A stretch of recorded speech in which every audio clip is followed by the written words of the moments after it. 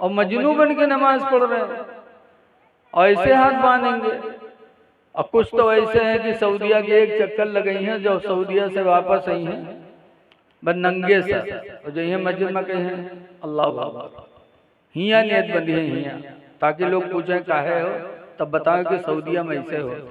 अरे सऊदिया वालों की करोगे कि नबी की करोगे? 17 हदीसों से हजरत अली रावी हैं, 17 हदीसों से इमाम आदम ने साबित किया है कि हर नबी की सुन्नत थी नाफ के नीचे नियत बांधना। हर नबी ने नाफ के नीचे नियत बांधा। अभी मनमाओ पर पहुंचे ही नियत बनी। एक हाजी उमराव साहब थे, गोंडा बस्ती के रहने वाले, बहुत नेक थे, पढ़े लिखे कम रहा लेकिन नेक बहुत थे। एक जगह रिश्तेदारी में गए तो अजान हुए लगा, तो सोचे चले नमाज पढ़ी, और जब मस्जिद में पहुंचे तो वहाँ जमात खड़ी, और जमात के लंग देखें तो सब हिया नियत बांधे खड़े। अब हाजी साहब बहुत चक्कर में कि या अल्लाह, ई का भाव, जिंदगी गुजर गई हिया बांधे बांधे, और सब हिया बांधे, अब हम का करिए? अलग पढ़ी कि साथे पढ़े। थोड़ी देर हाजी साहब सोचने के बाद वही मिल गई। जब उम्मा मिले तो हाजी साहब नियत बांधे तो कहेंगे अल्लाह अकबर। अब अगल बगल वाले घूर घूर ऐसे ऐसे देखे, हाजी साहब बेचारे बांधे रहे। जब नमाज खत्म भय तब हम सब घूर घूर देखे तो हाजी साहब कहें भैया काहे गुस्सा था? कहीं बुढ़ा नमाज पढ़ा है कि मजाक करे आए रे? कहीं काहे भैया, कहीं मुड़े पर कहीं नियत बांधते? तो हाजी साहब कहें भैया जिंदगी गुजर गई हिया बांधे बांधे, अब आज तुमरे हिया हैं तो देखा तुम लोग हिया बांधे हो, तो हम सोचन कि मालूम जत्ते ऊंचे बांधो उतने ज्यादा सवाब है कहा, तो हम सोचन हम ये न बांध ली जो सबसे ज्यादा सवाब मिल जाए। तो चुप। तब हाजी साहब ने डांटा, कहा बेवकूफो, मर्दों के ख्वाहिशात को अल्लाह ताला ने नाफ के नीचे पैदा फरमाया, लिहाजा मर्द हालत नमाज में नाफ के नीचे हाथ रखे ताकि नफ्स दबा रहे, नमाज में गंदे ख्यालात ना आए। औरतों के ख्वाहिशात को अल्लाह ताला ने सीने में पैदा फरमाया, लिहाजा औरत हालत नमाज में सीने पर हाथ रखे ताकि नमाज में गंदे ख्यालात ना आए। और तुमरे सीने में अल्लाह का धई से जो यहाँ बांधे ठाड़, मस्जिद में मन माने पढ़िए नमाज और पूरे मस्जिद के मुआयना करिए, ऐसे पढ़ा करिए। हुजूर ने फरमाया जो हालत नमाज में इधर उधर निगाहें करते हैं, डर है कि अल्लाह ताला कहीं उनकी आंखों की रोशनी छीन न ले, आंखों की बीनाई जाने का डर है। इसलिए नमाज पढ़ो तो सजदे की जगह पे देखो, इधर उधर मत देखो।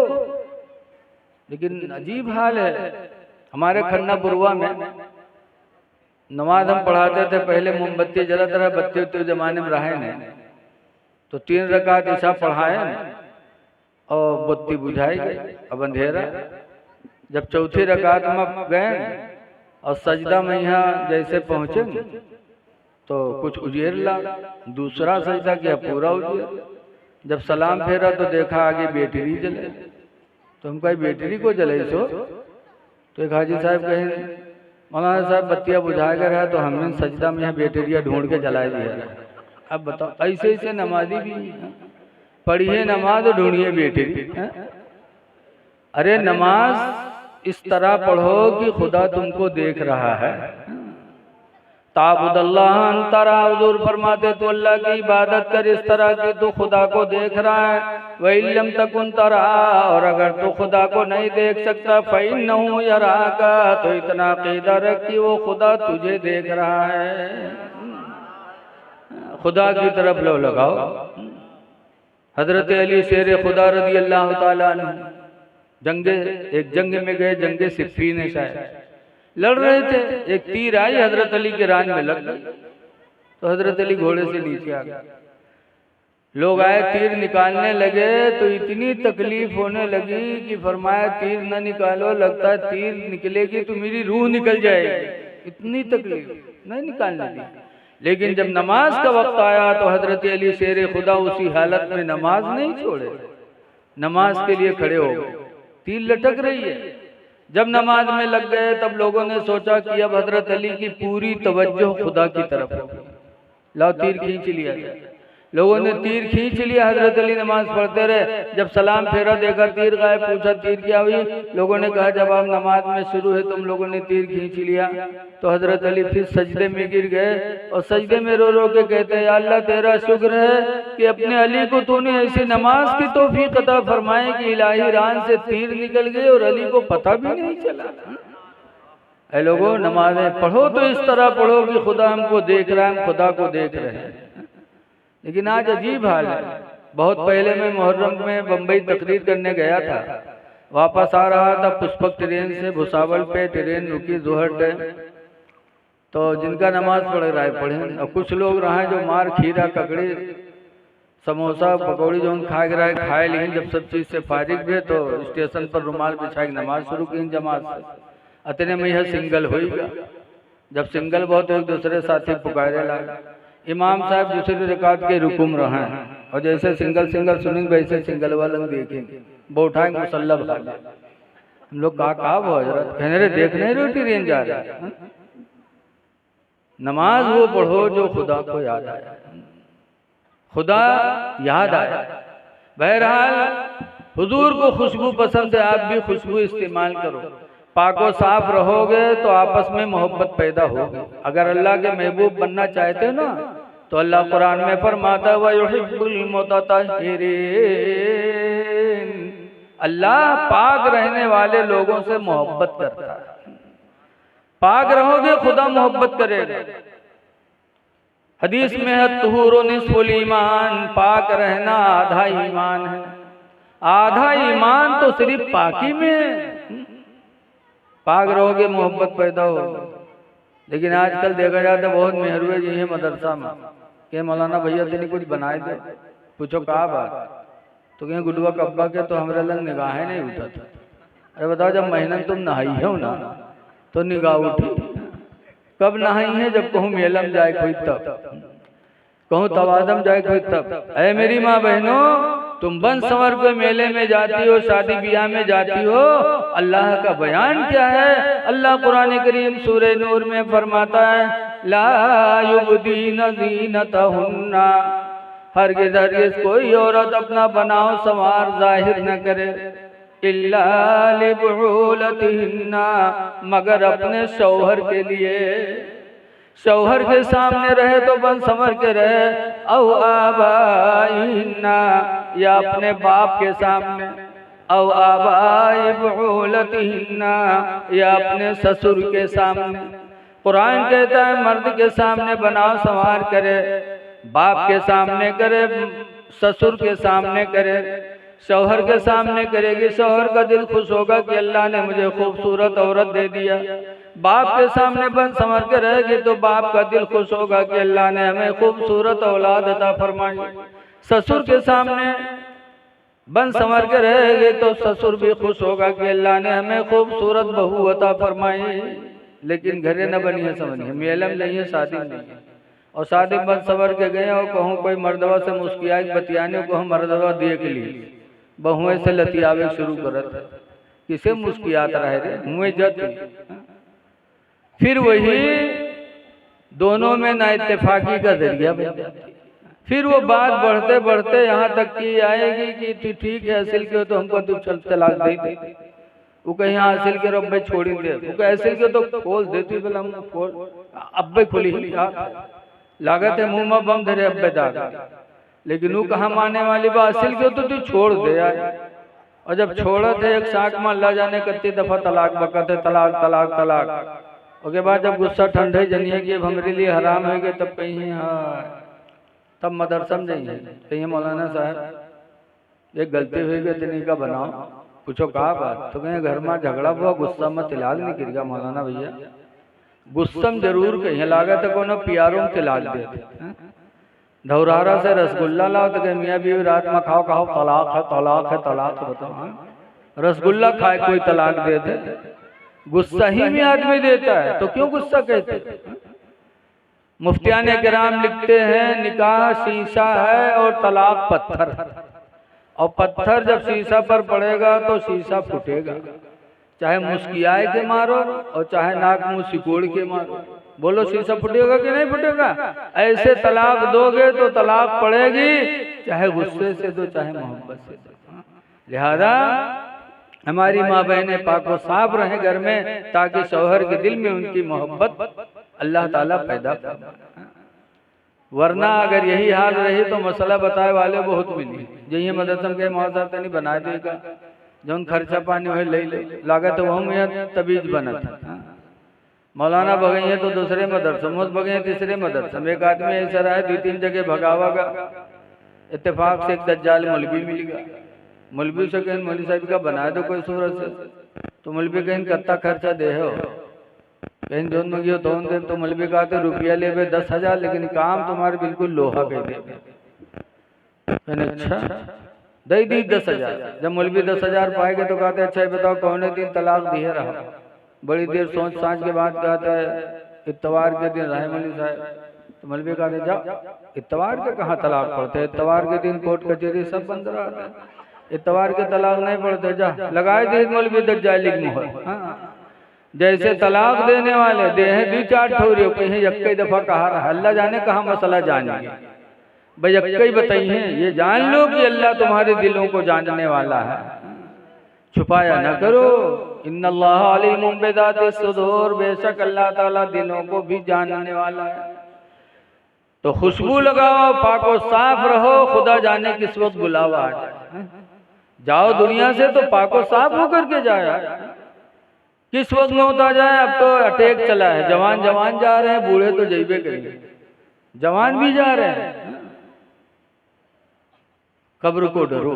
किसी कहने वाले ने कहा है कि कोई गुल बाकी रहेगा ना चमन रह जाएगा, कोई गुल बाकी रहेगा ना चमन रह जाएगा, और एक रसूलुल्लाह का दीन हसन रह जाएगा। और हम सफीरो बाग में हैं कोई दम के चहचहे, हम सफीरो बाग में हैं कोई दम के चहचहे, और बुलबुलें उड़ जाएंगी सोना चमन रह जाएगा। पाको साफ रहो। नंबर 1 खुशबू पसंद, दूसरे नंबर पर सरकार फरमाते वन्निसा, और मनकूहा औरत हमें पसंद है। हुजूर की सुन्नत है कि जो औरत अपने निकाह में आ जाए उस औरत से प्यार करो, उस औरत को बेहतर समझो। आप भी अपनी औरत से प्यार करो, और जो तुम्हारे निकाह में आए उसी को सबसे अच्छी औरत तस्वूर करो। मनकूहा औरत का ख्याल रखो। लेकिन आजकल लोग निकाह वाली पे जुल्म ढाते हैं, और जिससे दोस्ती हो जाती उस पर खैरात करते हैं। अपने मेहरुआ का कुछ न दे हुआ जाइए तो कहें कहा चाहे पीका 500 नोट चली है। अपनी बीवी पे खर्च करो, तुम्हारे हिलो अयाल है। अल्लाह के रसूल ने फरमाया था, वसीयत की थी मेरे नबी ने। याद रखो नबी की वसीयत भी, आज बाप दुनिया से ज्यादा कुछ वसीयत करके जाता तो हम बाप की वसीयत को जिंदगी भर याद रखते कि हमारे बाप चलते चलते कह के गए थे।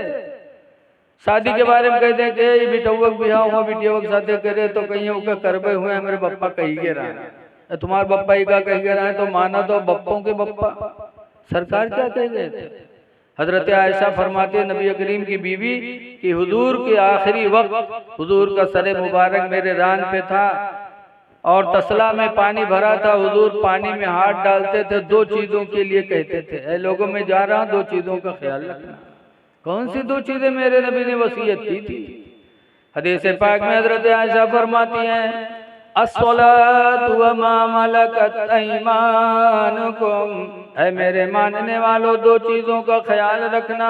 अस्सलात नमाज का ख्याल रखना, व मा मलकत ऐमानुकुम और अपने मातहतों का ख्याल रखना, यानी अपनी बीवी का ख्याल रखना, अपने गुलाम का ख्याल रखना, अपने छोटे भाइयों का ख्याल रखना, मातहतों को कभी न भूलना और नमाज को न छोड़ना। ये मेरे नबी की वसीयत थी अपनी उम्मत के लिए।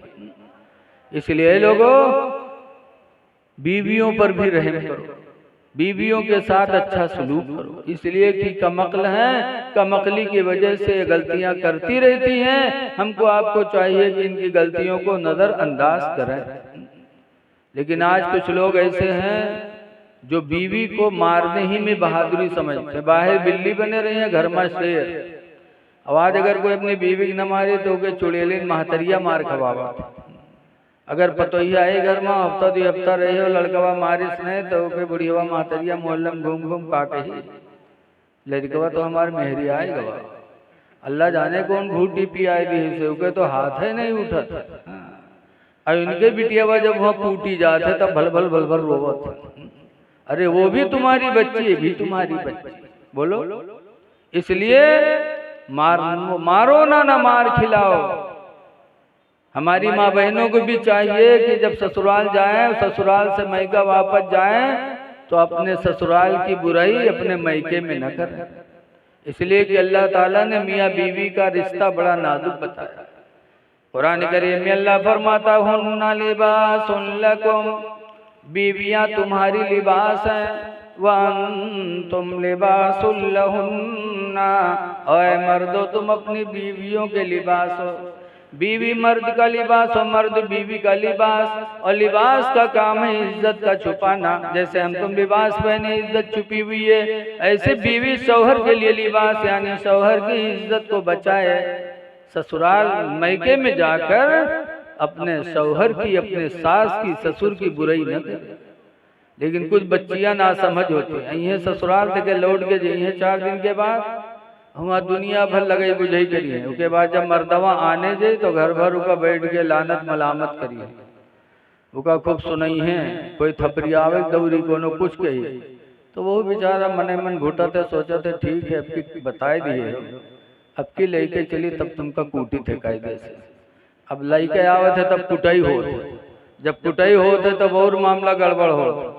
अल्लाह ने बड़ा नाजुक रिश्ता बताया है तो नबी की सुन्नत है अपनी औरतों का ख्याल रखना।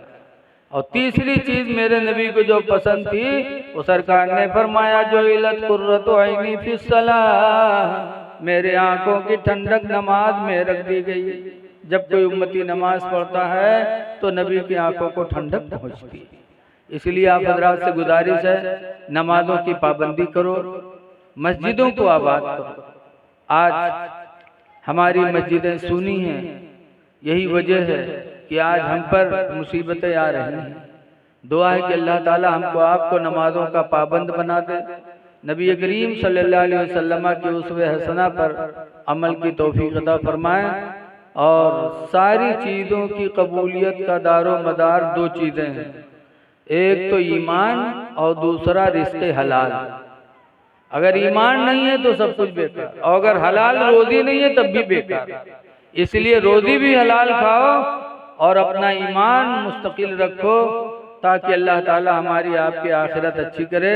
नमाज पढ़ोगे, आज हमारी तरफ चोर का मामला बहुत है। भैया आखिरी बात कह के मैं अपनी तकरीर खत्म कर रहा हूँ।